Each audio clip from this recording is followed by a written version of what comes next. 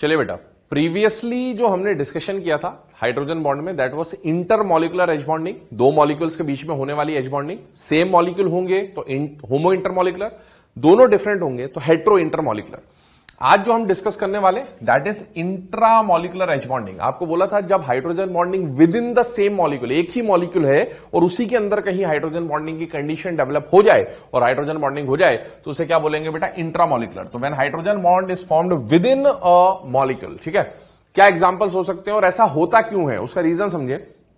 With in the molecule जब as bonding होती है तो किलेट रिंग का फॉर्मेशन होता है और उस किलेशन की प्रोसेस की वजह से किसका फॉर्मेशन होता है बेटा? एच बॉन्ड का, इंट्रामॉलिक्यूलर एच बॉन्ड। जैसे एग्जांपल ले रहे ऑर्थो नाइट्रोफिनॉल, ठीक है ना। ऑर्थो नाइट्रोफिनॉल भाई, बेंजीन के ऊपर OH ग्रुप आ गया, फिनॉल हो गया और 1-2 पोजीशन पे नाइट्रो लगा हुआ है, NO2 ग्रुप लगा है, तो दिस इज ऑर्थो नाइट्रोफिनॉल। अब देखिए क्या फिनॉल में जो OH है ये H एक्टिव हाइड्रोजन होगा या नहीं होगा बेटा? होगा। क्यों? क्योंकि फोन से जुड़ा हुआ हाइड्रोजन क्या होता है बेटा? एक्टिव। और सामने ही ऑर्थो पोजीशन पे NO2 ग्रुप है, क्या इस H के सामने फोन में से कोई आ रहा है? यस। तो ये बेटा H बॉन्ड जो बन रहा है ये पूरा एक ही मॉलिक्यूल है और with in the molecule H bond बन रहा है और इस H बॉन्ड को हम लोग क्या बोलेंगे बेटा? Intramolecular H bonding. दूसरी बात, बना क्यों? देखिए, एक मेंबर, दो मेंबर, 3, 4, 5, 6 रिंग बन रही है और ऐसी जो रिंग बनती है हम लोग जानते हैं उसे किलेट रिंग बोला जाता है, या जो प्रोसेस होता है that is known as chelation. ये प्रोसेस कैसा? एक्सोथर्मिक। एनर्जी रिलीज हो गई तो स्टेबिलिटी जो है वो बढ़ जाएगी और ये जो रिंग बनती है आप लोग जानते हैं, ऑर्गेनिक में आपने बहुत बार पढ़ा होता है, जनरली 5 और 6 मेंबर रिंग ही स्ट्रांग होती है, एग्जिस्ट करती है। तो ये यहां पर ऑर्थोनाइट्रोफिनॉल की एच बॉन्डिंग है, इंट्रामॉलिक्यूलर। आगे सेकेंड एग्जाम्पल ले रहा हूं, उससे पहले कंडीशन देख लें। Second example is salicylaldehyde. बहुत इंपॉर्टेंट केसेस है। जनरली इंट्रामॉलिक्यूलर में जो आपको एग्जाम्पल दिखेंगे वो फिनॉल ग्रुप से एसोसिएटेड दिखेंगे, OH यहां पर आएगा। तो आप देखिए बेंजीन के साथ OH जुड़ा हुआ है, एक्टिव हाइड्रोजन है, और एल्डिहाइड ग्रुप है CHO, सैलिसल्डिहाइड आप जानते हैं। तो इसका हाइड्रोजन के सामने कौन आ गया? Phone. With in the molecule ऐसी कंडीशन आ गई कि ऑर्थो पोजीशन पर हाइड्रोजन बॉन्डिंग की पोजीशन बन रही है। यहां पर देखें रिंग, देखें 1 2 3 4 5 6 मेंबर्ड रिंग यहां पर भी बन रही है। तो 5 या 6 मेंबर्ड रिंग जब भी बनेगी उसे हम लोग यहां पर स्टेबल रिंग मानेंगे और उसकी वजह से हाइड्रोजन बॉन्डिंग का फॉर्मेशन होगा। याद करें, ऑर्थो नाइट्रोफिनॉल के अलावा पैरा नाइट्रोफिनॉल हम लोगों ने पढ़ा था। पैरा पोजीशन पर with in the molecule H bonding नहीं हो पाएगी क्योंकि डिस्टेंस ज्यादा है, लेकिन ऑर्थो मिनिमम डिस्टेंस पे होगा, इसलिए यहां एच बॉन्डिंग को ये सपोर्ट कर देगा with in the molecule. Next example, salicylic acid. बेटा OH ग्रुप का हाइड्रोजन एक्टिव, COOH का ऑक्सीजन यहां पर आ गया, एच बॉन्डिंग कर रहा है। अगेन आप देखें 1 2 3 4 5 6 मेंबर्ड स्टेबल रिंग। ऑर्थोफ्लोरोफिनॉल, देखिए ऑर्थोफ्लोरोफिनॉल, फिनॉल ग्रुप मेनली आएगा। बेंजीन के साथ कौन दिख गया बेटा? OH। यहां पर कौन आ गया? फ्लोरीन। क्या ये हाइड्रोजन एक्टिव है बेटा? यस। क्या एक्टिव हाइड्रोजन के सामने फोन में से कोई आ रहा है बेटा? Yes. With in the molecule H bonding हुई। कितने मेंबर? 1 2 3 4 5 मेंबर्ड रिंग का फॉर्मेशन है विद इन द मॉलिक्यूल, इसलिए intra molecular H bonding. Ortho chlorophenol, ध्यान से देखें, ऑर्थो क्लोरोफिनॉल। यहां पर कौन आ गया? OH आ गया। यहां पर कौन आ गया? क्लोरीन आ गया। कौन सी पोजीशन है? ऑर्थो पोजीशन है। क्या ये एक्टिव हाइड्रोजन है? यस। क्या ये एक्टिव हाइड्रोजन? यस। ठीक है ना। एक्टिव हाइड्रोजन के सामने कौन आना चाहिए? फोन आना चाहिए। या फिर याद करें समटाइम्स क्लोरीन बोला था, तो ध्यान रखें क्लोरीन एच बॉन्डिंग में कब पार्टिसिपेट करेगा? जनरली क्लोरीन एच बॉन्डिंग में पार्टिसिपेट नहीं करता क्योंकि साइज बड़ा होता है। देखिए एच बॉन्ड कैसा बॉन्ड है बेटा? स्ट्रांग है या वीक है? वीक है। तो हाइड्रोजन तो है सामने, फ्लोरीन ऑक्सीजन नाइट्रोजन है, तो इनका साइज छोटा है तो इंटरन्यूक्लियर डिस्टेंस कम होगा। क्लोरीन आया, साइज बड़ा है, तो इंटरन्यूक्लियर डिस्टेंस बढ़ जाएगा। वीक फोर्स में डिस्टेंस बढ़ा देंगे और वीक हो जाएगा। इसलिए जनरली क्लोरीन एच बॉन्डिंग में पार्टिसिपेट नहीं करता क्योंकि उसका साइज थोड़ा सा बड़ा है, जबकि इसका EN नाइट्रोजन के कंपेरेबल होता है, तो इसको भी करना चाहिए था बट ये नहीं करता ड्यू टू लार्ज साइज।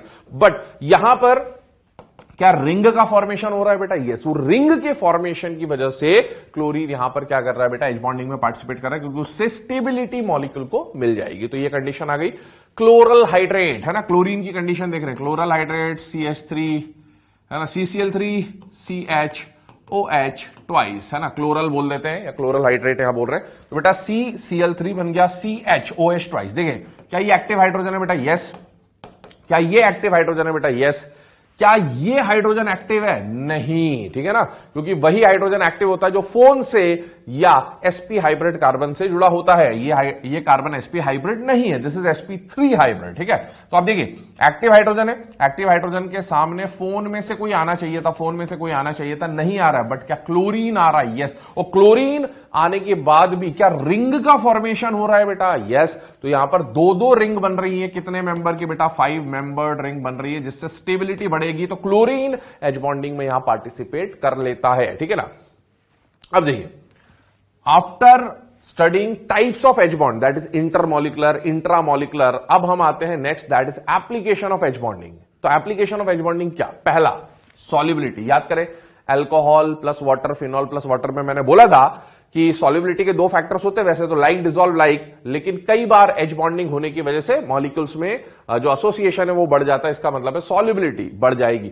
तो एच बॉन्डिंग की वजह से, बढ़ने की वजह से सॉल्युबिलिटी इंक्रीज, ये डेफिनेट फैक्टर नहीं है, मतलब हमेशा ऐसा नहीं होगा, बट मैक्सिमम टाइम्स आपको ऐसा देखने को मिलेगा। Second condition, H bonding increase होने से क्या क्या प्रॉपर्टीज पर इफेक्ट आ रहा है? देखें, देखिए एच बॉन्डिंग जो है वो जनरली क्या किन प्रॉपर्टीज को इफेक्ट करता है? फिजिकल प्रॉपर्टीज को इफेक्ट करता है। किसको इफेक्ट करता है? फिजिकल प्रॉपर्टीज जनरली, ठीक है ना। तो ध्यान रखें, फिजिकल प्रॉपर्टीज पे इफेक्ट आएगा। और 2 तरह की प्रॉपर्टीज होती है ना, एक तो इंडिविजुअल प्रॉपर्टी होती है और एक बल्क प्रॉपर्टी होती है। कैसी प्रॉपर्टी होती है बेटा? बल्क। बल्क मतलब कई सारे मॉलिक्यूल्स की प्रॉपर्टी।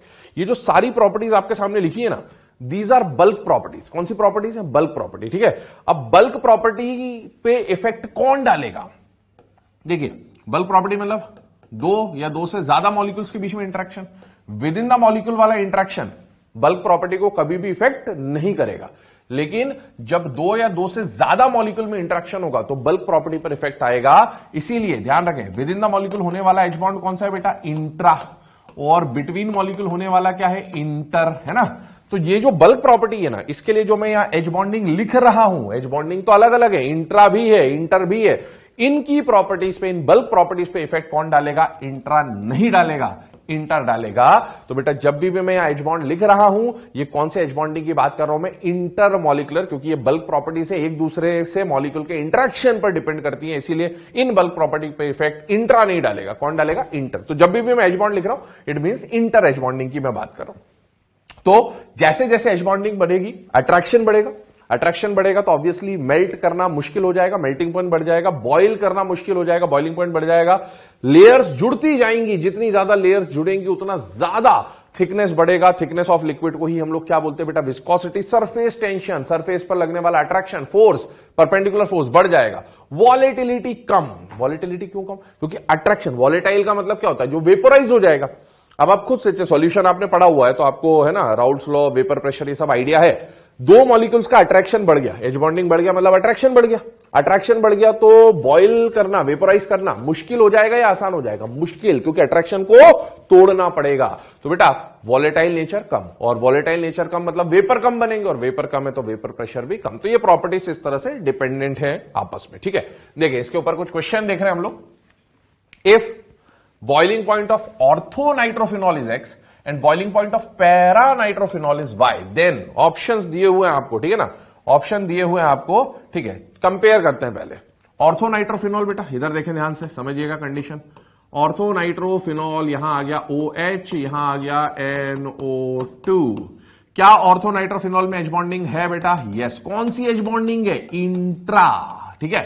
और पैरा नाइट्रोफिनॉल में क्या एच बॉन्डिंग है बेटा? यस है।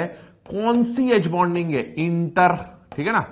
अभी मैंने आपको बोला था ये जो बॉइलिंग पॉइंट है ये कैसी प्रॉपर्टी, क्या ये बल्क प्रॉपर्टी है या नहीं है? है। तो बेटा यहां पर एच बॉन्डिंग है, यहां पर एच बॉन्डिंग है ना। और ये पूरा बीकर है, बीकर में कई सारे पैरा नाइट्रोफिनॉल भरे हुए हैं, और एक मॉलिक्यूल दूसरे मॉलिक्यूल की प्रॉपर्टी पे इफेक्ट डाल रहा है, अट्रैक्ट कर रहा है। जब मैं इसको हीट करूंगा तो बेटा बॉयल होने के पहले इनको टूटना पड़ेगा, और इसको टूटने में टेम्परेचर क्या देना पड़ेगा? ज्यादा। जबकि यहां पर जो बीकर है उसमें ये एक ऑर्थोनाइट्रोफिनॉल, ये दूसरा ऑर्थोनाइट्रोफिनॉल, इसके और इसके बीच में तो कोई इंटरेक्शन है ही नहीं। चलिए तो हमने अभी बात करी बेटा इन दोनों में आपस में, है ना, ऑर्थोनाइट्रोफिनॉल कोई हाइड्रोजन बॉन्डिंग आपस में नहीं है, इंट्रा मतलब विद इन द मॉलिक्यूल है, तो इसकी एच बॉन्डिंग इसके एच बॉन्डिंग पे कोई इफेक्ट नहीं डालेगा और ना इसका एच बॉन्डिंग इसके एच बॉन्डिंग पे कोई इफेक्ट डालेगा। तो बेटा यहां मॉलिक्यूल का इंटरेक्शन नहीं है। जब आप इसको बॉइल करने जाओगे तो बेटा इन दोनों में तो कोई इंटरेक्शन है ही नहीं एच बॉन्डिंग के फॉर्म में, तो इसको तोड़ने की जरूरत नहीं, मतलब ये लोअर टेम्परेचर पे क्या हो जाएगा बेटा, बॉईल हो जाएगा। इस वजह से एक्स और वाई में से ये अगर एक्स है ये वाई है, तो ज्यादा टेम्परेचर किसको देना पड़ेगा बेटा, वाई को। तो हमारा आंसर कौन सा हो जाएगा यहां पर, एक्स और वाई में से ये ज्यादा। चलिए अगला क्वेश्चन देखें, which of the following order of viscosity, अभी हमने डिस्कस किया था एच बॉन्डिंग अगर बढ़ेगा तो एच बॉन्डिंग क्या होता है ना, आपस में जुड़ने का प्रोसेस। कौन सा एच बॉन्डिंग की बात करो, इंटर की बात करो, है ना, ध्यान रखिएगा। विस्कोसिटी बल्क प्रॉपर्टी है, जब आपस में एच बॉन्डिंग बढ़ेगी तो क्या लेयर्स जुड़ती जाएंगी, है जितनी ज्यादा लेयर्स जुड़ेंगी उतना ज्यादा थिकनेस ऑफ लिक्विड, और जितना ज्यादा थिकनेस ऑफ लिक्विड उतना ही ज्यादा क्या हो जाएगा, विस्कोसिटी। अब देखें ऑर्गेनिक कंपाउंड्स आपको दे रखे हैं, ठीक है ना, अल्कोहल दे रखा है, साथ में आप देखें अल्कोहल की फॉर्म है, ग्लाइकॉल ग्लिसरॉल की अगर हम लोग बात करें वो दे रखे हैं आपको। तो इथेनॉल ग्लाइकॉल ग्लिसरॉल में अगर आप देखो बेटा यहां पर एच बॉन्डिंग के लिए एक्टिव हाइड्रोजन कितना है 1, यहां एक्टिव हाइड्रोजन कितने 2, यहां एक्टिव हाइड्रोजन कितने 3। जितने ज्यादा हाइड्रोजन उतनी ज्यादा एच बॉन्डिंग कर सकता है। तो बेटा जैसे जैसे OH ग्रुप बढ़ेगा, क्योंकि OH वाला H ही तो एच बॉन्डिंग करेगा यहां पर, तो बेटा हाइड्रोजन बढ़ेगा, नंबर ऑफ एच बॉन्ड बढ़ेंगे, जितने ज्यादा एच बॉन्ड बनेंगे उतनी लेयर्स जुड़ेंगी, जितनी लेयर्स जुड़ेंगी उतनी ज्यादा विस्कोसिटी, मतलब ये ऑर्डर बिल्कुल करेक्ट है। इसके अलावा कुछ और ऑर्डर दे रखे हैं, अभी हमने ऑर्थो नाइट्रोफिनॉल और पैरानाइट्रोफिनॉल की बात करी, इसमें एच बॉन्डिंग होगी कौन सी, इंटर, है ना, viscosity is bulk property, inter will effect the H bonding, और एच बॉन्डिंग हो रही है तो बेटा इंटर एच बॉन्डिंग होने की वजह से विस्कोसिटी बढ़ जाएगी। यहां मॉलिक्यूल के बीच में कोई इंटरेक्शन नहीं है, with in the molecule interaction है, इसीलिए इसकी विस्कोसिटी कम, इसकी विस्कोसिटी ज्यादा। HNO3 H2SO4 H3PO4 याद करें, OH ग्रुप कितना है बेटा 1, OH ग्रुप कितना है 2, OH ग्रुप कितना है 3, OH ग्रुप बढ़ गया, OH ग्रुप बढ़ गया तो बेटा सेम कॉन्सेप्ट विस्कोसिटी, इसका मतलब करेक्ट आंसर यहां पर कौन सा हो जाएगा बेटा, 4th। ठीक है, तो ये तो हाइड्रोजन बॉन्डिंग या उससे रिलेटेड जो एप्लीकेशन है उनके ऊपर हम लोगों ने डिस्कशन किया। अब आते हैं इसके बाद एच बॉन्डिंग के बाद, दैट इज वीक फोर्सेस। याद करें वीक फोर्स, एच बॉन्ड खुद भी एक वीक फोर्स है, लेकिन वीक फोर्स में हाइड्रोजन बॉन्डिंग के अलावा और क्या आते हैं बेटा, वंडरवॉल फोर्स, और उसके अलावा और भी वीक फोर्सेस है। तो यहां पर हम कुछ वीक फोर्सेस के बारे में और डिस्कशन करने वाले अदर देन हाइड्रोजन बॉन्डिंग। ध्यान से सुनना, हाइड्रोजन बॉन्डिंग पढ़ने के बाद अब यहां पर हम दो तरह के इंटरेक्शन देखेंगे, आयन मॉलिक्यूल का इंटरेक्शन, और सेकेंड हम लोग देखेंगे मॉलिक्यूल का इंटरेक्शन। किसका इंटरेक्शन, मॉलिक्यूल का इंटरेक्शन। ठीक है ना, दो तरह के और वीक फोर्सेस पढ़ रहे हैं, ऐसा वीक फोर्स जहां पर आयन मॉलिक्यूल के साथ हो, और ऐसा वीक फोर्स जहां मॉलिक्यूल का इंटरेक्शन हो। भाई आयन के साथ आता तो आयनिक बॉन्ड टाइप का इंटरेक्शन हो जाता, वो तो बहुत स्ट्रांग होता है। आयन मॉलिक्यूल के इंटरेक्शन वीक, और मॉलिक्यूल के इंटरेक्शन भी वीक फोर्सेस में कंसिडर किए जाते हैं। दूसरी बात, आयन मॉलिक्यूल में देखो, आयन तो कोई भी हो, चार्ज दिखेगा प्लस माइनस, तो आयन दिख ही रहा है, कैटायन है एनायन है। ठीक है, मॉलिक्यूल में दो बातें होती हैं, मॉलिक्यूल में बी पोलर एंड मॉलिक्यूल में बी नॉन पोलर। कौन कौन से टाइप का मॉलिक्यूल आएगा, पोलर नॉन पोलर। ठीक है, तो आयन के साथ एक बार पोलर मॉलिक्यूल का इंटरेक्शन आएगा और एक बार आयन के साथ नॉन पोलर मॉलिक्यूल का इंटरेक्शन आएगा। पोलर या नॉन पोलर कैसे पता चलेगा, डायपोल मूवमेंट हम पढ़ चुके हैं, डायपोल मूवमेंट 0 तो नॉन पोलर, और dipole movement not equal to 0 तो पोलर। अब सुने, पोलर नॉन पोलर मॉलिक्यूल, जो नॉन पोलर मॉलिक्यूल है और पोलर मॉलिक्यूल है, पोलर मॉलिक्यूल के लिए क्योंकि उस पर डायपोल मूवमेंट है तो उसे क्या बोला जाता है, dipole. It is actual dipole, है ना, इसमें डायपोल डेवलप होता है। जो नॉन पोलर होता है, क्योंकि इसका खुद का डायपोल मूवमेंट 0 है, तो किसी और की वजह से इसके अंदर डायपोल इंड्यूस होगा, तो हम लोग इसके लिए क्या यूज करेंगे बेटा, इंड्यूस्ड डायपोल। तो आप ध्यान रखें, इस पूरे टॉपिक में जब भी डायपोल नाम आ जाए, है ना, जैसे आयन डायपोल, तो आपको समझना है कौन सा मॉलिक्यूल है, पोलर। पोलर के लिए क्या यूज होगा, वर्ड डायपोल। और आयन इंड्यूस्ड डायपोल आ जाए तो इंड्यूस्ड डायपोल मतलब खुद का डायपोल नहीं है, किसी और की वजह से आया। भाई अगर मॉलिक्यूल पोलर होता तो खुद का डायपोल होता, तो किसी और की वजह से अगर डायपोल डेवलप हो रहा है मतलब वो मॉलिक्यूल खुद एक्चुअल में क्या है बेटा, नॉन पोलर है। ठीक है ना, तो ये कंडीशन है। अब मॉलिक्यूल में तीन बातें होंगी, क्या, पहला मॉलिक्यूल पोलर और दूसरा मॉलिक्यूल भी क्या आ जाए, पोलर, तो ये हो जाएगा, है ना, पोलर को क्या बोलेंगे, डायपोल, डायपोल इंटरेक्शन। दूसरा कैटेगरी इसका क्या आ जाएगा, एक मॉलिक्यूल दोनों में से कोई एक पोलर और दूसरा क्या हो जाए, नॉन पोलर, इसको क्या बोलेंगे, डाइपोल इंड्यूस्ड डाइपोल। और तीसरा केस आ जाएगा कि दोनों मॉलिक्यूल क्या हो जाए, नॉन पोलर और नॉन पोलर। इसे इंड्यूस्ड डाइपोल नहीं बोलेंगे, है ना, होना वैसा चाहिए था, but instantaneous dipole induced dipole बोलेंगे। तो चलिए वन बाय वन सारे केसेस डिस्कस कर रहा हूं, देखिएगा ध्यान से। पहले हम लोग कौन से केसेस ले रहे हैं बेटा, आयन प्लस मॉलिक्यूल का इंटरेक्शन। कौन सा इंटरेक्शन ले रहा हूं, आयन मॉलिक्यूल का, और उसके बाद फिर मॉलिक्यूल का इंटरेक्शन देखेंगे। आयन मॉलिक्यूल, अब मॉलिक्यूल मैंने बोला था दो टाइप के, पोलर और नॉन पोलर। तो जब भी आयन और पोलर मॉलिक्यूल का इंटरेक्शन होगा तो इसे बोलेंगे आयन डाइपोल इंटरेक्शन। क्या बोलेंगे बेटा, आयन डाइपोल इंटरेक्शन, ठीक है ना।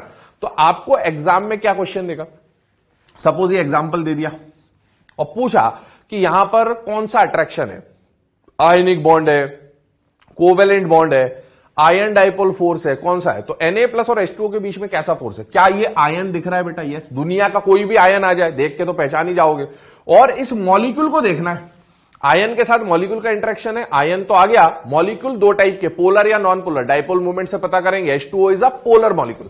तो दुनिया का कोई भी आयन और दुनिया का कोई भी पोलर मॉलिक्यूल जब होगा तो उनके बीच में होने वाले इंटरेक्शन को क्या बोलेंगे बेटा, ion polar molecule interaction, that is ion dipole interaction. चलिए, मॉलिक्यूल पोलर होने के अलावा और क्या हो सकता है, नॉन पोलर। तो देखें, आयन और नॉन पोलर मॉलिक्यूल के बीच में होने वाले इंटरेक्शन को, आयन के लिए तो आयन यूज करा, नॉन पोलर मॉलिक्यूल का खुद का कोई डाइपोल नहीं होता है, लेकिन आयन के चार्ज की वजह से इसके अंदर डिस्टॉर्शन क्रिएट होगा, इसके क्लाउड डिस्टर्ब होंगे तो इसके अंदर टेम्पररी डाइपोल आ जाएगा, और वो जो टेम्पररी डाइपोल आएगा उसकी वजह से इसे बोलेंगे इंड्यूस्ड डाइपोल, ठीक है ना। तो आयन इंड्यूस्ड डाइपोल फोर्स। अब आयन इंड्यूस्ड डाइपोल फोर्स कैसे पहचाने, क्या ये आयन है, यस।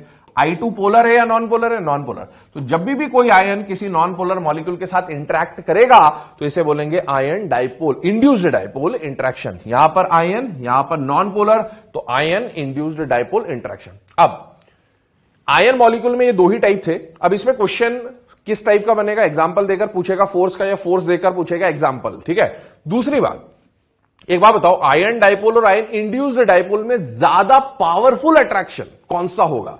तो बेटा आयन डाइपोल और आयन इंड्यूस्ड डाइपोल में more powerful attraction is ion dipole and weak attraction is ion induced dipole. क्यों ऐसा हुआ, क्योंकि बेटा आयन पे खुद का तो परमानेंट चार्ज है, और डाइपोल के पास, इसके पास, क्योंकि ये पोलर है तो इसके अंदर भी डाइपोल हमेशा ही रहेगा। तो परमानेंट चार्ज का इंटरेक्शन पावरफुल, यहां पर चार्ज परमानेंट है, प्लस माइनस जो भी हो, है ना, प्लस माइनस जो भी हो। और इंड्यूस्ड डाइपोल का परमानेंट पोलैरिटी नहीं होता है, ये टेम्पररी पोलर होता है, तो इसका जो चार्ज है वो टेम्पररी है ना। तो परमानेंट का इंटरेक्शन स्ट्रॉन्ग, परमानेंट टेम्पररी का इंटरेक्शन वीक हो जाएगा। चलिए, आयन और मॉलिक्यूल के इंटरेक्शन के बाद मैंने आपको बोला सेकेंड टाइप का जो इंटरेक्शन आएगा वो इंटरेक्शन होगा बिटवीन मॉलिक्यूल एंड मॉलिक्यूल। अब दो मॉलिक्यूल है, ध्यान से सुनना मेरी बात, वीक फोर्सेस की बात कर रहा हूं। एक मॉलिक्यूल ये, दूसरा मॉलिक्यूल ये। बेटा दो मॉलिक्यूल के बीच में क्या एच बॉन्ड बनता था, यस। और वो एच बॉन्ड को क्या बोलते थे, इंटर मॉलिक्यूलर, होमो या हेटेरो कुछ भी हो, इंटर मॉलिक्यूलर। तो दो मॉलिक्यूल के बीच में एच बॉन्ड हो सकता है, ठीक है ना। उसकी पर एच बॉन्ड हर जगह तो नहीं होता, एच बॉन्ड की कंडीशन होती, फोन हो, है ना, इधर भी फोन हो, ये हो वो हो, ठीक है। तो दो मॉलिक्यूल के बीच में आपको एच बॉन्ड मिल सकता है, पर ऑलवेज नहीं मिलेगा। दो मॉलिक्यूल के बीच में अगर एच बॉन्ड है तो ठीक है, अगर नहीं है तो एक बात हमेशा ध्यान रखें, दो मॉलिक्यूल के बीच में कोई और अदर फोर्स हो या ना हो, एक फोर्स हमेशा होता है, और वो फोर्स कौन सा होता है, वंडरवॉल फोर्स। क्या होता है बेटा, वंडरवॉल फोर्स, है ना।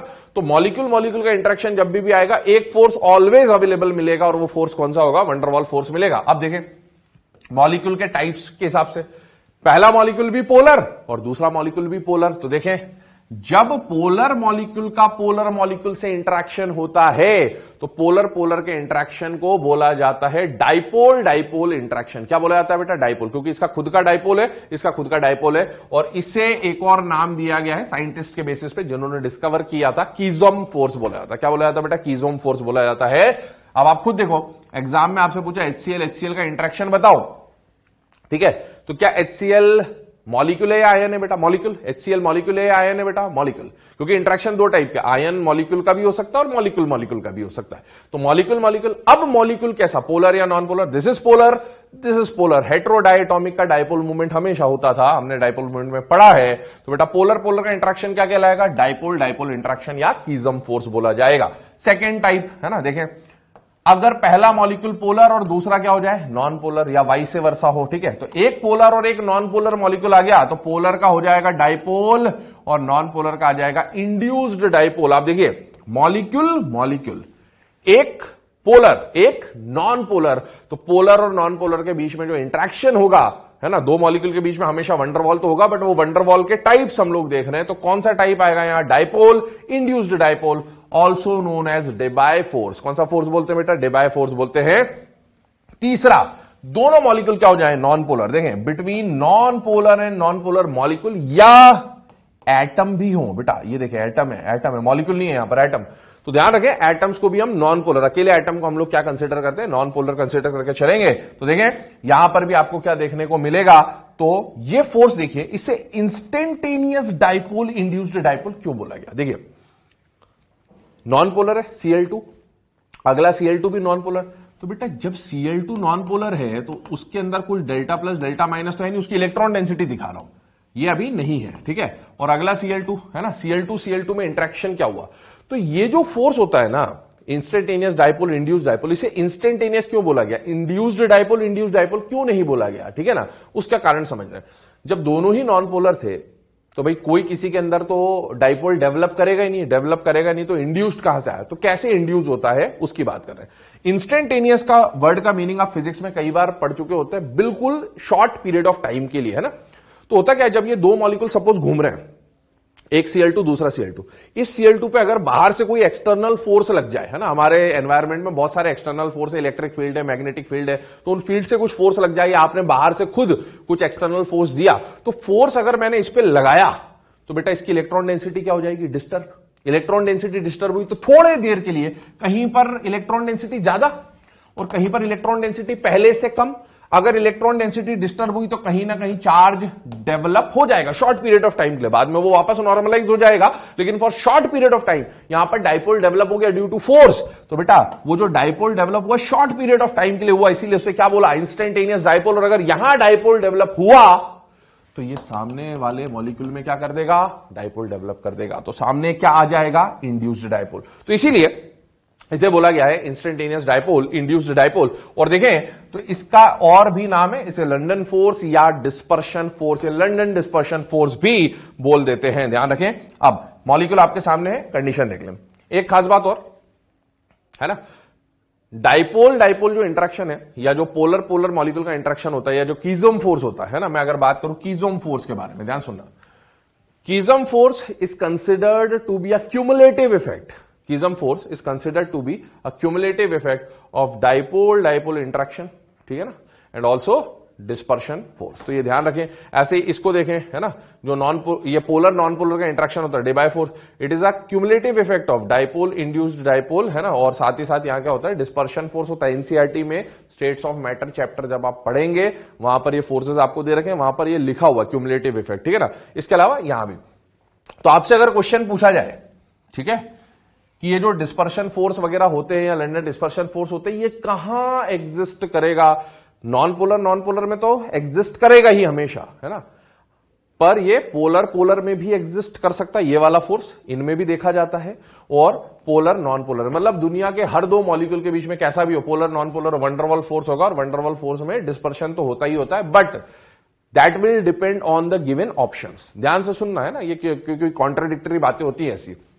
एग्जाम में क्वेश्चन आ गया, London dispersion force will exist in, पहला option polar polar, polar non polar, तीसरा नॉन पोलर, चौथा नन ऑफ दीज। तो आप अभी best option, none of these तो हो नहीं सकता, तो आप बेस्ट ऑप्शन क्या देंगे? एक ही ऑप्शन सिलेक्ट करना है, नॉन पोलर, ठीक है। लेकिन अगर पूछा London dispersion force exist between polar non polar and all of these, अब आपका जो सूटेबल या बेस्ट ऑप्शन जाएगा वो क्या जाएगा बेटा? All of these. चलिए मूविंग, ऑर्डर ऑफ स्ट्रेंथ। ठीक है ना। अभी हमने कौन कौन सा फोर्स देखा बेटा, कीजम फोर्स देखा, डेबाय फोर्स देखा और डिस्पर्शन फोर्स देखा। इनमें से अगर मैं बात करूं तो यहां क्या था बेटा, पोलर पोलर का इंटरेक्शन था, पोलर प्लस पोलर, यहां पोलर और नॉन पोलर, और यहां नॉन पोलर और नॉन पोलर का इंट्रोडक्शन था, या आपस में यहां पर बॉन्डिंग हो रही थी। अब आप देखो पोलर पोलर, पोलर मतलब इसका जो भी डाइपोल बनेगा वो परमानेंट होगा, तो permanent permanent, permanent and temporary, temporary and temporary, तो परमानेंट परमानेंट का इंट्रैक्शन स्ट्रॉन्ग, ये वीक, ये और वीक, तो ये इनके ऑर्डर ऑफ स्ट्रेंथ आ जाते हैं। ठीक है ना। अब एक खास बात, क्या हाइड्रोजन बॉन्ड खुद एक वीक फोर्स था? हाइड्रोजन बॉन्ड के लिए जब मैं बात करता हूं तो हाइड्रोजन बॉन्ड दो टाइप का था, याद करिएगा, आयन डाइपोल और डाइपोल डाइपोल। ठीक है ना। तो हाइड्रोजन बॉन्ड जो है या तो वो डाइपोल डाइपोल टाइप का होगा कीजम, या आयन डाइपोल। तो एक बात बताओ, डाइपोल डाइपोल और आयन डाइपोल में से ज्यादा पावरफुल कौन होता है? आयन डाइपोल, क्योंकि यहां आयन का तो कंप्लीट चार्ज है और डाइपोल पे तो पार्शियल चार्ज है, यहां तो पार्शियल और पार्शियल का इंटरेक्शन है, तो परमानेंट और कंप्लीट वाले का इंटरेक्शन पावरफुल होगा। तो देखिए हाइड्रोजन बॉन्ड में या तो आयन डाइपोल टाइप आएगा ये वाला, जो तो इन सबसे स्ट्रांग होगा, और या फिर कीजम फोर्स आएगा। ठीक है ना। कीजम फोर्स मतलब पोलर पोलर का डाइपोल डाइपोल इंटरेक्शन। तो इसीलिए ऐसा बोला जाता है कि हाइड्रोजन बॉन्ड को अगर वंडरवॉल फोर्स से कंपेयर करना हो, किससे कंपेयर करना हो? वंडरवॉल फोर्स से, तो hydrogen bond is always stronger than van der Waals force. सारे वीक फोर्सेस से नहीं, वंडरवॉल फोर्स है ना, इन तीनों के कंपैरिजन में जब भी बात करें तो हाइड्रोजन बॉन्ड प्रायोरिटी पे क्यों आएगा? पहले ही आएगा क्योंकि या तो वो आयन डाइपोल होगा या ये होगा, तो वैसे भी इस ऑर्डर में ये आगे ही आएगा और आयन डाइपोल इससे और आगे चला जाएगा, ये बात ध्यान रखें। ठीक है ना। अब देखें, identify the type of week forces among the following pair of species, molecule molecule molecule molecule molecule molecule molecule molecule. ठीक है ना। अभी इतने केसेस देखते हैं। मॉलिक्यूल मॉलिक्यूल के इंटरेक्शन में क्या देखना होता है? Polar polar polar non polar. ये क्या है बेटा? पोलर। ये क्या है? पोलर।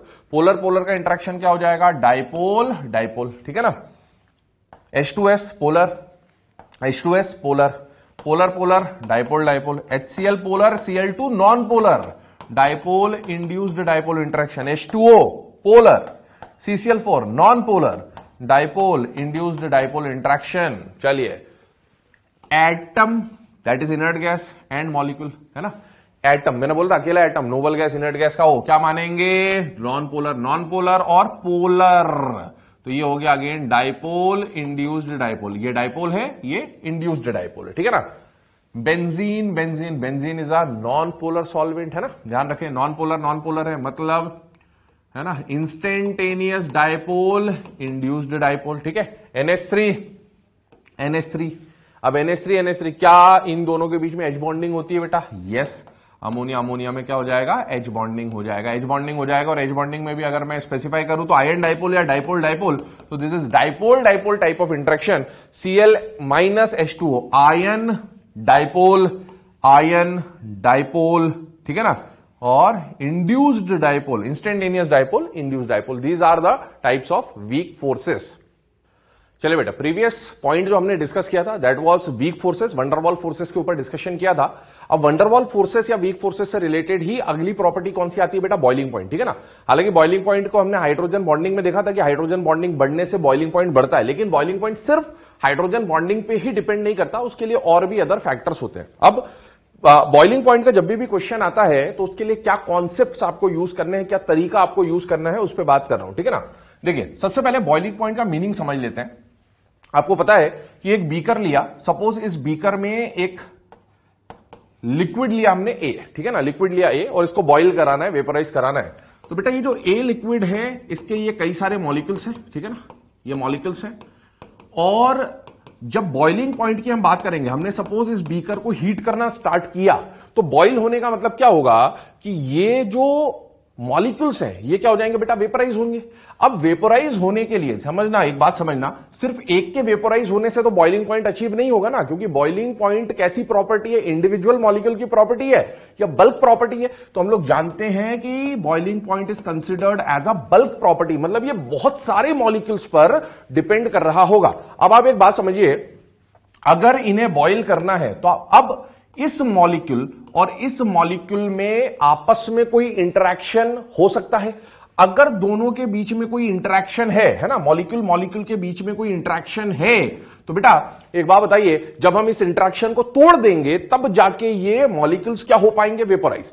अब आप एक बात बताओ, दो मॉलिक्यूल के बीच में, मॉलिक्यूल 1 मॉलिक्यूल 2 या इस तरह से हम और भी ले सकते हैं, बट दो मॉलिक्यूल के बीच में किस किस टाइप के फोर्सेस एग्जिस्ट कर सकते हैं? तो बेटा दो मॉलिक्यूल के बीच में आने वाला फोर्स कौन सा हो सकता है? एक तो एच बॉन्ड हो सकता है, याद करिए डाइपोल डाइपोल इंटरेक्शन है ना, और दूसरा अगर दो मॉलिक्यूल के बीच में कोई अदर इंटरेक्शन नहीं है तो एक इंटरेक्शन तो हमेशा मिलेगा, और वो इंटरेक्शन कौन सा होगा बेटा? Van der Waals force. तो ध्यान रखें, बॉइलिंग पॉइंट क्योंकि बल्क प्रॉपर्टी है तो ये मॉलिक्यूल मॉलिक्यूल के इंटरेक्शन पर डिपेंड करेगा, और मॉलिक्यूल मॉलिक्यूल में दो टाइप के इंटरेक्शन मिल सकते हैं, either it may have hydrogen bond और it may have van der Waals force. अब हाइड्रोजन बॉन्ड की तो कंडीशंस लिमिटेड है कि एक्टिव हाइड्रोजन होना चाहिए, फोन होना चाहिए, ये या वो। अगर हाइड्रोजन बॉन्ड है तो उसकी कंडीशन से हमें पता चलेगा, अगर हाइड्रोजन बॉन्ड नहीं है तो एक फोर्स तो पक्का होगा, और वो फोर्स कौन सा होता है? Van der Waals force. तो एक बात समझिएगा कि हाइड्रोजन बॉन्ड और वंडरवॉल फोर्स में से ज्यादा पावरफुल क्या था, ज्यादा स्ट्रांग कौन था? तो हाइड्रोजन बॉन्ड ज्यादा स्ट्रांग होता है आयन डाइपोल या डाइपोल डाइपोल टाइप का।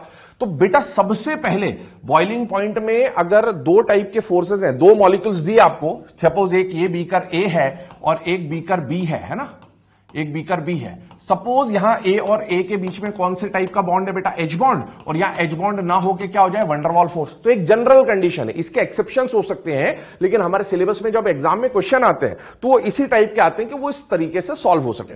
हाइड्रोजन बॉन्ड और वंडरवॉल फोर्स में से अगर हम कंसिडर करें तो जहां हाइड्रोजन बॉन्ड होगा उसका बॉइलिंग पॉइंट आपको जनरली क्या मिलेगा? ज्यादा। और ध्यान रखें, जब भी मैं एच बॉन्ड की बात कर रहा हूं और मैं बल्क प्रॉपर्टी की बात कर रहा हूं तो मैंने आपको पहले भी बोला है वो कौन से टाइप का एच बॉन्ड होगा बेटा? इंटर मॉलिकुलर है ना, मॉलिक्यूल मॉलिक्यूल का एच बॉन्ड होना चाहिए, इंट्रा विल नॉट अफेक्टेड। अब ये कंडीशन आ गई, सपोज एक में एच बॉन्ड है, एक में वंडरवॉल फोर्स है, किसका बॉइलिंग पॉइंट ज्यादा हो जाएगा? एच बॉन्ड का। सपोज ऐसा केस आया कि यहां पर भी वंडरवॉल फोर्स है, चलिए पहले इसमें कंडीशन देखते हैं। सपोज यहां एच बॉन्ड है और यहां पर भी वंडरवॉल फोर्स ना हो के क्या हो जाए? एच बॉन्ड, दोनों में एच बॉन्ड आ जाए। तो बेटा अगर दोनों में एच बॉन्ड है तो फिर हम क्या देखेंगे? पहले हम देखेंगे एक्सटेंट ऑफ हाइड्रोजन बॉन्डिंग। क्या देखेंगे? एक्सटेंट, मतलब किसमें हाइड्रोजन बॉन्डिंग की क्वांटिटी ज्यादा है, क्योंकि जितने ज्यादा एच बॉन्ड कोई बनाएगा उसको उतने एच बॉन्ड तोड़ने के लिए आपको टेम्परेचर ज्यादा देना पड़ेगा। तो अगर दोनों जगह एच बॉन्ड है तो जिसमें एक्सटेंट ज्यादा है उसका जनरली बॉइलिंग पॉइंट ज्यादा मिलेगा।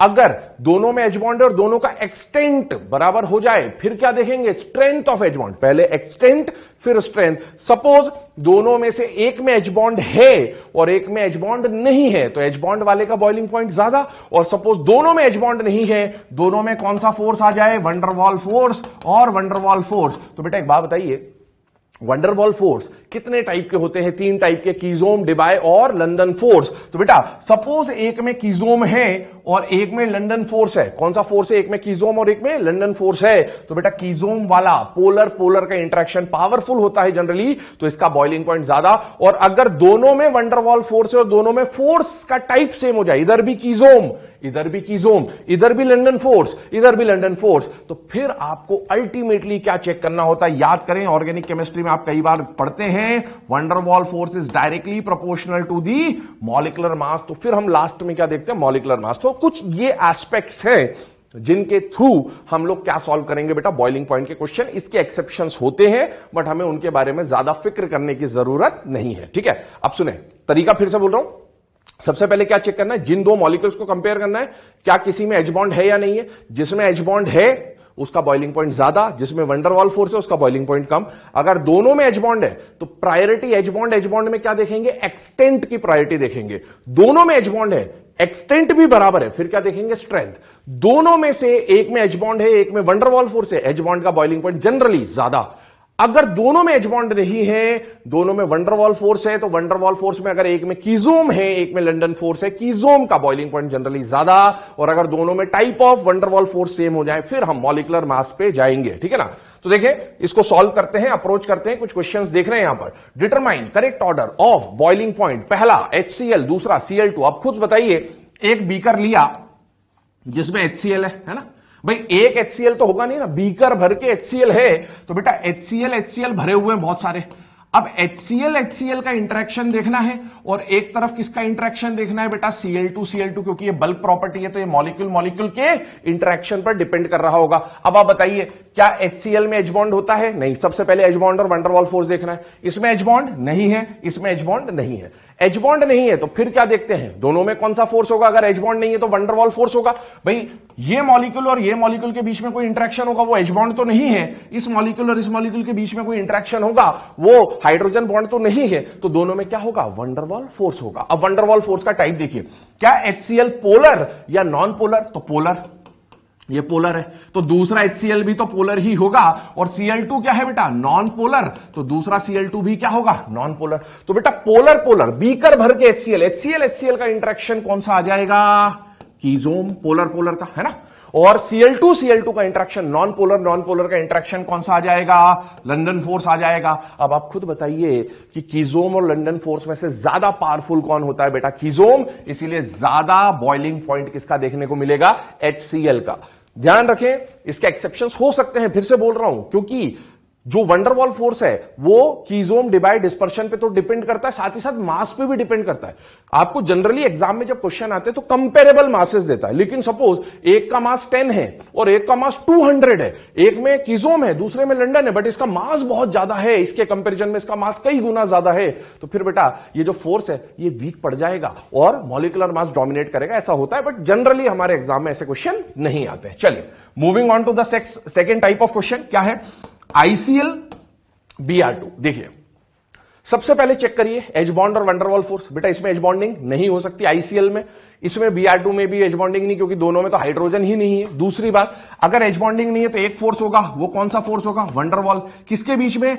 ICl के बीच में वंडरवॉल फोर्स है, और एक बीकर में Br2 है, उसके बीच में भी क्या होगा? Van der Waals force. ICl polar polar interaction कैसा हो जाएगा? कीजोम। और Br2 का इंटरेक्शन कैसा हो जाएगा? Non polar. कौन सा फोर्स आ जाएगा? डिस्पर्शन फोर्स, लंदन फोर्स आ जाएगा। बेटा बताइए कीजोम और लंदन फोर्स में से इन जनरल कौन सा फोर्स स्ट्रांग होता है? कीजोम, और इसीलिए इस मॉलिक्यूल का बॉइलिंग पॉइंट क्या है? ज्यादा। ये एग्जाम में आया हुआ क्वेश्चन भी है, तो इसको ध्यान भी रख सकते हैं आप, इस तरह से आपको अप्रोच करना है। चलिए moving on to the next type of boiling point questions, H2D2T2, ठीक है ना। बॉइलिंग पॉइंट कंपेयर करने को बोला। सबसे पहले क्या देखना है? कौन से टाइप का फोर्स है, हाइड्रोजन बॉन्ड है या वंडरवॉल फोर्स है? बेटा इसमें H बॉन्डिंग नहीं है, इसमें H बॉन्डिंग नहीं है, क्योंकि H बॉन्डिंग के लिए फोन से जुड़ा होना चाहिए, तो ये नहीं है ना। This is protium, deuterium, tritium, है सारे हाइड्रोजन, बस रिप्रेजेंटेशन अलग है, ठीक है। अब आप देखो तीनों में H बॉन्डिंग नहीं है, तो तीनों में कौन सा फोर्स आएगा? वंडरवॉल फोर्स, ठीक है। H2 नॉन पोलर, तो H2 का जो बीकर होगा non polar, D2 non polar, T2 non polar, ठीक है ना। बीकर देख रहे हैं, सारे ही वंडरवॉल फोर्स है, लेकिन सबका टाइप सेम है। नॉन पोलर मतलब यहां भी लंदन फोर्स है, यहां भी लंदन फोर्स है, यहां भी लंदन फोर्स है। बेटा तीनों में वंडरवॉल फोर्स है, पर टाइप ऑफ वंडरवॉल फोर्स भी सेम हो गया। अब लास्ट में क्या देखोगे? Molecular mass. बताइए तीनों में से मॉलिक्यूलर मास किसका ज्यादा होता है? ट्रिटियम का। बेटा ट्रिटियम का अगर मॉलिक्यूलर मास ज्यादा है तो van der Waals force is directly proportional to molecular mass, और जिसका मॉलिक्यूलर मास ज्यादा, उसका फोर्स, वंडरवॉल फोर्स, अट्रैक्शन ज्यादा, तो उसको बॉइल करना थोड़ा सा मुश्किल हो जाएगा, इसीलिए इसका बॉइलिंग पॉइंट ज्यादा। चलिए moving on to the next type, है ना। सेम कैटेगरी के क्वेश्चन देख रहे हैं। CH4, SiH4, GeH4, SnH4, PbH4, hydrides दे रखे हैं। किसके हाइड्राइड दे रखे? ग्रुप 14 के। नाम इंपॉर्टेंट है इनके। इसको क्या बोलते हैं बेटा? मीथेन। क्या बोलते हैं? मीथेन, जानते ही हैं सब लोग। इसको क्या बोलते हैं बेटा? सिलेन। क्या बोलते हैं? सिलेन। इसको क्या बोला जाता है बेटा? जर्मेन, ठीक है ना। इसको क्या बोलते हैं बेटा? स्टेनेन, ठीक है। और लास्ट वाले को क्या बोलते हैं बेटा? प्लम्बेन, ठीक है। तो इनके नाम याद रखें एटलीस्ट, क्योंकि क्या होता है एग्जाम में अगर डायरेक्ट ऐसा क्वेश्चन आ गया, what is the hybridization of germane? ध्यान से सुनना, एग्जाम में क्वेश्चन आ गया what is the hybridization of germane. अब आपको GeH4 फॉर्मूला लिख के दे देता तो आप तो बहुत जल्दी से हाइब्रिडाइजेशन निकाल देते कि sp3 है, लेकिन आपको फॉर्मूला ना देकर सिर्फ नाम दे दिया जर्मेन। अब आपको अगर जर्मेन का फॉर्मूला ही नहीं पता तो आप, सिंपल सा क्वेश्चन था, लेकिन आप इसको सॉल्व नहीं कर पाएंगे, तो इसीलिए इनके फॉर्मूले और नाम दोनों याद रखिएगा। चलिए टाइप पे आ रहे हैं, बॉइलिंग पॉइंट पे। बेटा इनमें से कोई भी एच बॉन्ड नहीं बनाएगा, ठीक है ना, ये तो हमें पता है। अब एच बॉन्ड नहीं है तो कौन सा फोर्स होगा, CH4 के बीच में वंडरवॉल, SiH4 में वंडरवॉल, सभी में अपने अपने बीकर में क्या बनाएगा बेटा, वंडरवॉल फोर्स। और टाइप देखिए, non polar non polar non polar non polar non polar. तो मीथेन का जो इंटरेक्शन होगा नॉन पोलर कौन सा फोर्स आ जाएगा, London force. SiH4 London force, सारे ही लंडन फोर्स आ जाएंगे बेटा। वंडरवॉल फोर्स तो है पर सब में फोर्स का कैटेगरी सेम है। तो अब लास्ट में क्या देखेंगे, मास, और हम जानते हैं जिसका मास ज्यादा उसका वंडरवॉल फोर्स ज्यादा, तो उसका बॉइलिंग पॉइंट भी क्या हो जाएगा, ज्यादा। एक और केस, फिफ्थ वाला केस देखिए, H2He, ध्यान से सुनना इस केस को। H2He बेटा हाइड्रोजन बॉन्ड ये भी नहीं बनाएगा, हाइड्रोजन बॉन्ड ये भी नहीं बनाएगा, ठीक है ना। ये बीकर आ गया, यहां पर He और He भरा हुआ है, ये बीकर आ गया, यहां पर H2 और H2 भरा हुआ है, ठीक है। अब दोनों में से कोई एच बॉन्ड नहीं बना रहा, क्या बना रहा है, वंडरवॉल फोर्स है, वंडरवॉल फोर्स है बेटा। H2 नॉन पोलर, अकेला इनर्ट गैस का एटम भी non polar, type of force same आ गया। अब क्या देखेंगे, मास, बेटा मास H2 का ज्यादा या He का ज्यादा, He का ज्यादा। मास ज्यादा तो बॉइलिंग पॉइंट क्या होना चाहिए, ज्यादा, मतलब बॉइलिंग पॉइंट का ऑर्डर ये आना चाहिए, समझ तो गए होंगे, आना चाहिए, बट ऐसा होता नहीं। इसका मास, सॉरी, इसका बॉइलिंग पॉइंट का जो ऑर्डर है वो रिवर्स देखा गया है कि H2 का बॉइलिंग पॉइंट He से ज्यादा है। और इसके लिए जो रीजन दिया जाता वो ये है कि बेटे यहां पर आप देखो, H2 वाला जो एक H2 है, ठीक है ना, ये कैसा है, मोनो एटॉमिक है या डायटॉमिक है, डायटॉमिक। और एक He कैसा है बेटा, मोनो एटॉमिक। डायटॉमिक होने से क्या होगा, जो H और H का जो बॉन्ड बना है ना, ये तो एक H2 हुआ और दूसरा H2 यहां पर ऐसा आ जाएगा, और यहां पर He और He इस तरह से आएगा। बेटे यहां पर नंबर ऑफ न्यूक्लियस ज्यादा है इंटरेक्शन के अंदर, और यहां नंबर ऑफ न्यूक्लियस कम है। न्यूक्लियस ज्यादा होने की वजह से जो डिस्पर्शन होगा इलेक्ट्रॉन क्लाउड का, अट्रैक्शन या रिपल्शन होगा इलेक्ट्रॉन क्लाउड का, वो ज्यादा होगा। और डिस्पर्शन ज्यादा होने की वजह से यहां पर ज्यादा पोलैरिटी डेवलप हो जाती है तो दोनों जगह लंडन फोर्स, लेकिन इसका लंडन फोर्स कंपैरेटिवली स्ट्रॉन्गर निकल के आता है इसके लंडन फोर्स से, और इसीलिए यहां पर मास वाला फैक्टर ना लगकर H2 का बॉइलिंग पॉइंट क्या देखा गया है, ज्यादा देखा गया है He से। ये कंडीशन आई। तो ये जो केसेस हमने देखे, ये शुरू के दो केसेस, ये किससे सॉल्व हुए बेटा, van der Waals force directly proportional to molecular mass. ये भी उसी टाइप का केस था, लेकिन यहां ध्यान रखें क्योंकि ये डायटॉमिक है तो इसके अंदर डिस्पर्शन ज्यादा होता है, इलेक्ट्रॉन क्लाउड ज्यादा डिस्पर्स होते हैं, इस वजह से चार्ज डेवलपमेंट ज्यादा होता है। चलिए अब बॉइलिंग पॉइंट में नेक्स्ट कैटेगरी के क्वेश्चंस, ठीक है ना। अभी तक हमने जितने भी केसेस देखे उसमें एच बॉन्ड का यूज नहीं आ रहा था, अब हम उसी के ऊपर आ रहे हैं। बहुत इंपॉर्टेंट कैटेगरी है, ध्यान से देखेंगे। Hydrides of group 15, 16, 17। बेटा आपके सिलेबस में ग्रुप 15, 16, 17 के हाइड्राइड्स बहुत इंपॉर्टेंट है। क्यों इंपॉर्टेंट है, आप देखिए, आप शुरू से इसके बारे में पढ़ते आ रहे हैं, बहुत सारी चीजें आपने पढ़ी है और आगे भी आप इसके बारे में बहुत सारी चीजें पढ़ेंगे। जैसे क्या क्या पढ़ा आपने, याद करिए। जब हमने पीरियोडिक टेबल में इलेक्ट्रोनेगेटिविटी पढ़ा था, nature, acidic and basic nature, तो याद करिए क्या ग्रुप 15, 16, 17 के हाइड्राइड्स का एसिडिक नेचर वगैरह हमने पढ़ा था या नहीं पढ़ा था, पढ़ा था। डाउन द ग्रुप जाने पर इनमें पी ब्लॉक के हाइड्राइड्स में एसिडिक कैरेक्टर बढ़ जाता था, ठीक है। याद करें आप, ग्रुप 15, 16 की जब मैं बात कर रहा हूं, इनके हाइड्राइड्स में हमने ड्रैगो रूल पढ़ा था, बॉन्ड एंगल के बारे में पढ़ा था कि इसमें अप्रोक्सीमेटली 90 डिग्री का बॉन्ड एंगल देखा जाता है थर्ड पीरियड ऑनवर्ड्स। याद करें, यहां पर अभी हम इसके बॉइलिंग पॉइंट को पढ़ रहे हैं, आगे पी ब्लॉक में जाके हम इसके मेल्टिंग पॉइंट को भी पढ़ेंगे और इनसे रिलेटेड कई सारे कंपाउंड्स प्रॉपर्टीज भी आपको पढ़नी है। तो ये बहुत ही इंपॉर्टेंट क्लस्टर ऑफ कंपाउंड्स है जो आपको बिल्कुल याद होने चाहिए, ठीक है। चलिए, हाइड्राइड्स ऑफ ग्रुप 15, 16, 17। सबसे पहले कंसिडर कर रहे हैं ग्रुप 17 के hydrides HF, HCl, HBr, HI। अब एक बात समझिए, जब भी बॉइलिंग पॉइंट का क्वेश्चन आया तो बेटा आप देखिए कहां एच बॉन्डिंग हो सकता है या नहीं हो सकता है। क्या इसमें एच बॉन्डिंग हो सकती है या नहीं हो सकती है, बेटा होती है। HF में एच बॉन्ड होता है बिल्कुल, पर HCl, HBr, HI में एच बॉन्ड नहीं होता। जहां एच बॉन्ड नहीं है वहां पर जो फोर्स एग्जिस्ट करेगा वो कौन सा फोर्स होगा, वंडरवॉल फोर्स, ठीक है ना। अब एच बॉन्ड वाले और वंडरवॉल फोर्स में अगर मैं बात करूं इन जनरल, है ना, तो एच बॉन्ड ज्यादा डोमिनेटिंग होता है ना। तो एच बॉन्ड डोमिनेट करेगा, तो इसको अभी भूल जाइए थोड़ी देर के लिए। यहां पर तीनों में टाइप ऑफ फोर्स सेम है या अलग है बेटा, सेम है। तीनों में क्या है, van der Waals force, polar polar polar. तो टाइप ऑफ जो फोर्स आएगा, पोलर पोलर, HCl HCl कीजोम, कीजोम। अब क्या देखेंगे, मास। बेटा इनमें अगर आप मास से सॉल्व करोगे तो आप खुद बताइए, अगर मैं यहां बॉइलिंग पॉइंट का ऑर्डर लिखना चाहूं, सिर्फ इन तीनों की बात कर रहा हूं अभी, तो बेटा HCl से ज्यादा मास किसका होता है, HBr का, और HBr से ज्यादा मास किसका होता है, HI का, और जिसका मास ज्यादा उसका बॉइलिंग पॉइंट भी ज्यादा। तो ये जो हमने सॉल्व किया है, ये प्योरली किसके बेसिस पे सॉल्व किया है बेटा, मास के बेसिस पे, ठीक है ना, van der Waals force directly proportional to mass. अब जो बारी आ रही है वो किसकी आ रही है बेटा, HF की। क्या HF में हाइड्रोजन बॉन्ड है, यस, और हाइड्रोजन बॉन्ड और वंडर वाल फोर्स में से क्या हाइड्रोजन बॉन्ड स्ट्रांग होता है, यस, और इसी वजह से HF का मास तो सबसे कम है लेकिन H बॉन्ड डोमिनेट कर जाता है, और इसीलिए HF का जो बॉइलिंग पॉइंट देखा गया है वो इन चारों में सबसे ज्यादा देखा गया है। तो ये बॉइलिंग पॉइंट का ऑर्डर आ जाता है, ध्यान रखें, वेरी इंपॉर्टेंट केस, HF का बॉइलिंग पॉइंट ज्यादा। अच्छा, एक और बात देखिए, अगर किसी का बॉइलिंग पॉइंट ज्यादा है तो वो वेपोराइज आसानी से होगा या मुश्किल से, मुश्किल से, है ना, क्योंकि इसको वेपोराइज करने के लिए टेम्परेचर ज्यादा चाहिए, जबकि ये कम से कम टेम्परेचर पे क्या हो जाएगा, वेपोराइज। तो इसका मतलब है HCl इजीली वेपोराइज होगा, वॉलेटाइल नेचर ज्यादा, और HF का वॉलेटाइल नेचर कम, ठीक है ना, ये मिल जाएगा। अगला केस देखें, ठीक है, फर्स्ट वाला केस हटा रहा हूं, देखिए सेकंड वाले केस पे आते हैं। H2O, H2S, H2SE, H2TE, group 16 के हाइड्राइड्स, क्या H2O में एच बॉन्डिंग होती है बेटा, यस, पर बाकी किसी में एच बॉन्डिंग नहीं होगी, तो बाकी सब में क्या लगेगा, वंडरवॉल फोर्स, ठीक है ना। अब एच बॉन्ड को भूल जाइए, वंडरवॉल फोर्स वाले केस को देखिए बेटा, वंडरवॉल फोर्स है तो अगर ये पोलर है तो ये भी पोलर है और ये भी पोलर है, सब में टाइप ऑफ फोर्स, कीजोम, क्या देखेंगे, मास, H2S से ज्यादा मास H2SE, H2SE से ज्यादा मास H2TE। तो बेटा मास के बेसिस पे, है ना, अभी हम एच बॉन्ड वाले को नहीं कंसीडर कर रहे हैं, बाकी तीनों को देख रहे हैं। तो as the molecular mass increases, van der Waals force increases, और बॉइलिंग पॉइंट भी इंक्रीज हो रहा है। इनका ऑर्डर किस बेसिस पे आया, van der Waals force directly proportional to molecular mass से। और बच कौन गया, H2O, क्या इसमें एच बॉन्ड है, यस।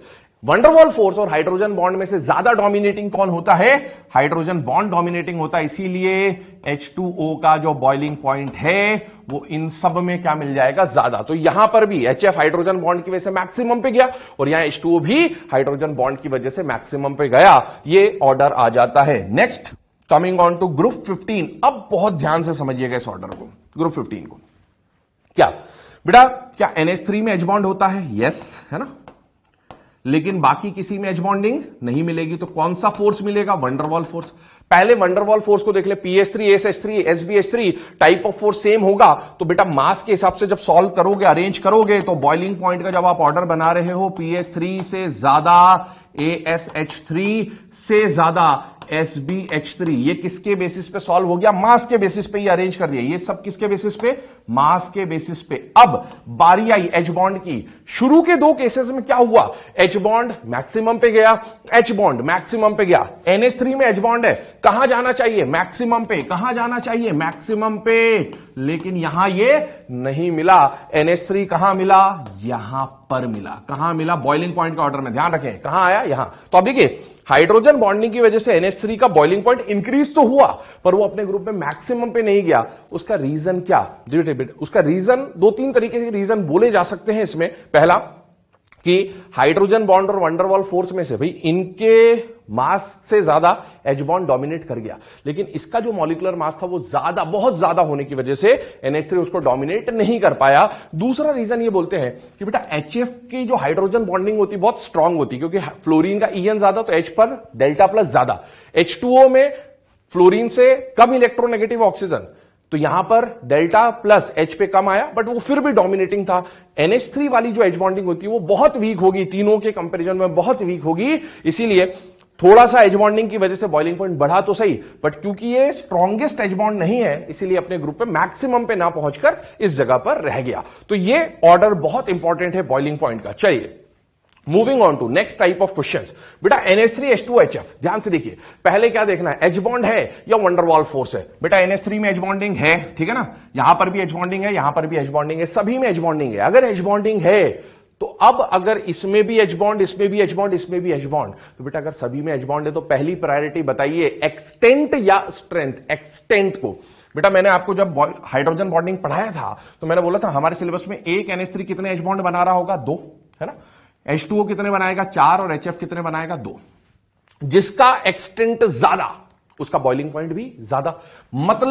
मतलब तीनों में से सबसे ज्यादा बॉइलिंग पॉइंट किसका आ जाएगा? H2O का, on the basis of extent of H bond. ठीक है, अब बाकी दो को देखिए, एक्सटेंट और एक्सटेंट बराबर है, एक्सटेंट बराबर है, हाइड्रोजन बॉन्डिंग भी है, एक्सटेंट भी बराबर है। अब क्या देखेंगे? स्ट्रेंथ। आप जानते हो NH3 और HF में से ज्यादा स्ट्रॉन्ग कौन होगा?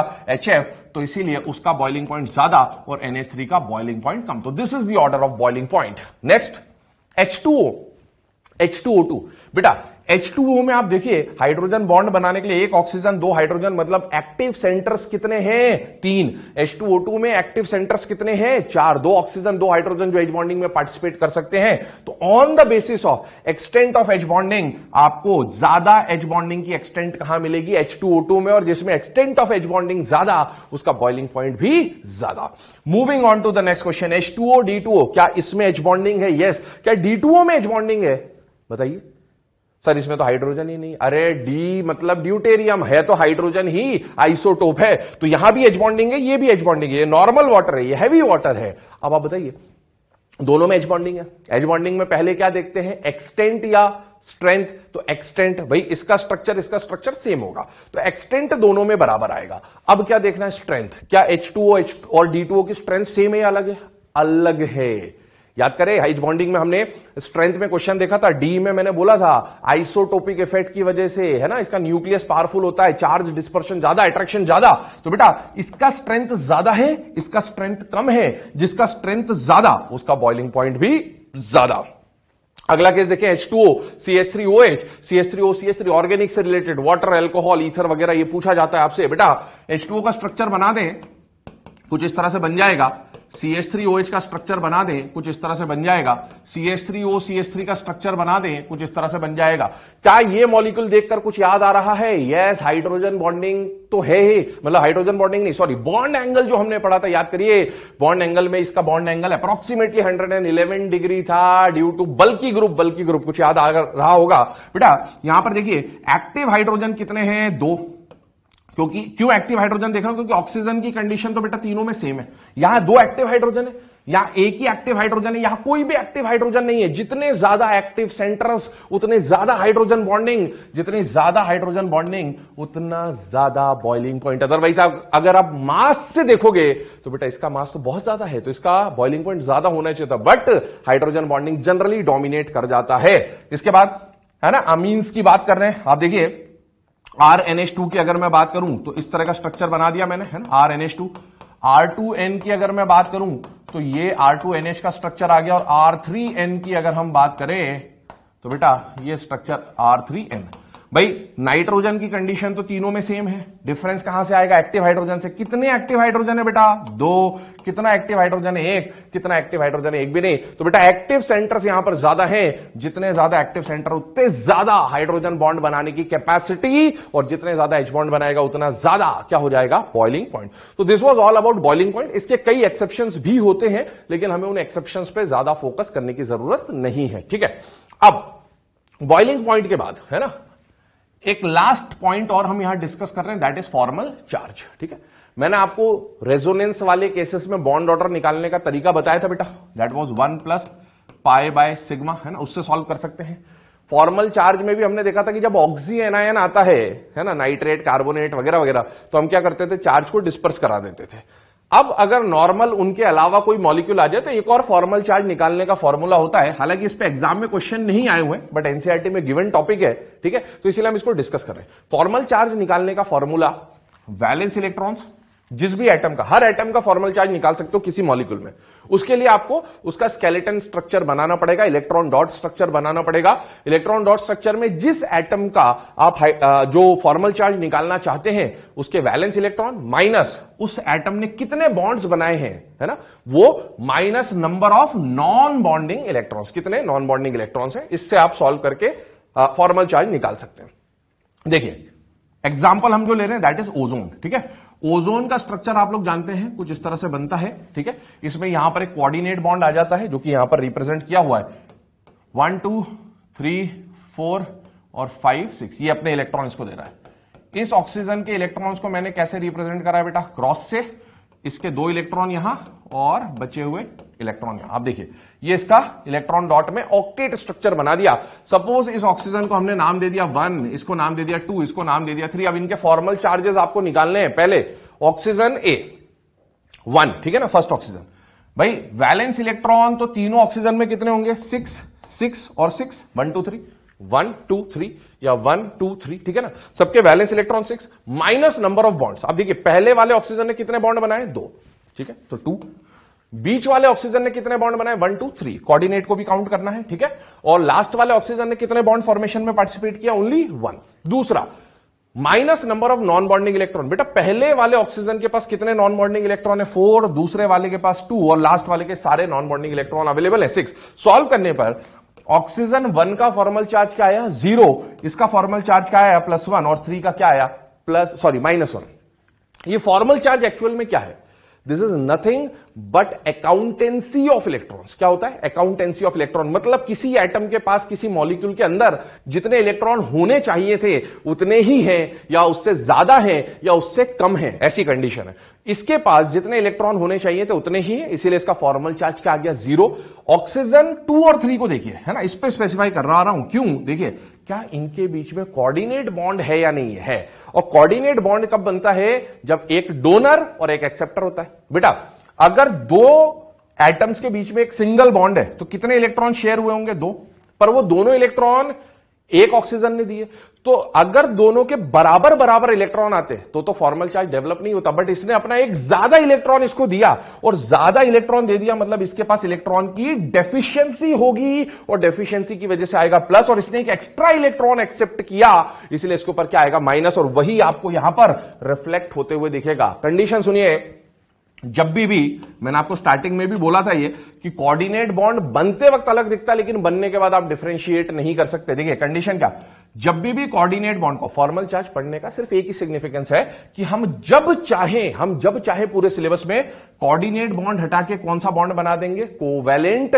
बस करना क्या होगा? डोनर पे लगेगा प्लस, एक्सेप्टर पे लगेगा माइनस, और फॉर्मल चार्ज की वैल्यूज दिख गई आपको +1 -1, ठीक है। दूसरी बात, ओजोन पे पूरा ओवरऑल ओजोन पे चार्ज कितना होता है? 0। तो फॉर्मल चार्ज की वैल्यूज आपने सही कैलकुलेट करी है या नहीं करी है वो भी आप डिटरमाइन कर सकते हैं। सारे जो एटम्स हैं इस मॉलिक्यूल में, जितने भी एटम है, सबका इंडिविजुअल फॉर्मल चार्ज निकाल के ऐड कर दें, सम कर दें। अगर उसकी वैल्यू इस ओवरऑल चार्ज, स्पीशीज के ओवरऑल चार्ज के बराबर आ जाती है, मतलब आपने जो कैलकुलेशन किया है बेटा वो सही है। तो this was all about formal charge.